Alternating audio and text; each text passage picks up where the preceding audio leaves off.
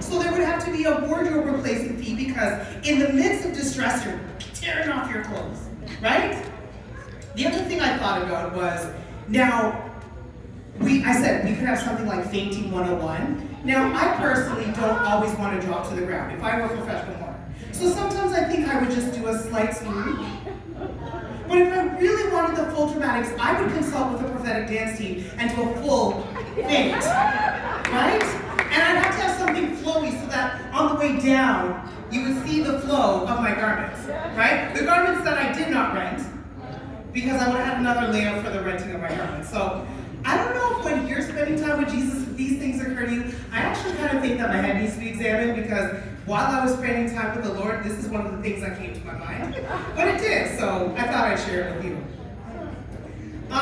So people, how many of us are from the Caribbean? Who's from the Caribbean in here?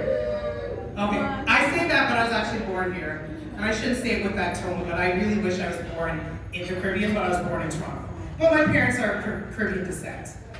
And by the way, I can't do the Big Island Small Island argument. My dad is from St. Kitts, a very tiny island in the Eastern Caribbean, and my mom is from Jamaica, so I'm on both sides of the argument. Now, I strongly identify with my Caribbean roots. I love being of Caribbean descent. But what I've noticed is how strongly I identify with my Caribbean roots depends on what's happening.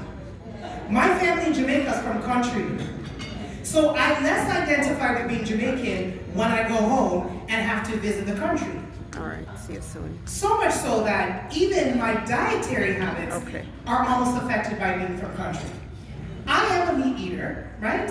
But I have times where I'm tempted to go vegan or vegetarian when I'm in country. So the very first time, and I don't recall this, at 1.5, my parents took me on a trip to Jamaica. And again, my family's from country, so it's not like they're going to market to buy the chicken. Instead, they go into the backyard, they take the fowl, and they kill the fowl. Well, what happens to a fowl when you first chop off its head? This fowl ran after me as if it knew it was running after me. So I have all this trauma from being chased by a headless chicken at 1.5. But I muscled on. I stayed eating meat. I didn't let that trauma stop me. And then I went back home for my grandfather's funeral.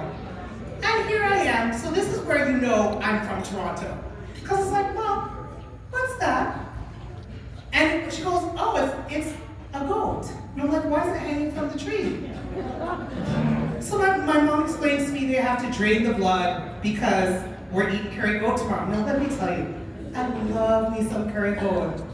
But when I saw it hanging on the tree, not meat, I didn't eat pure vegetables and rice the next day.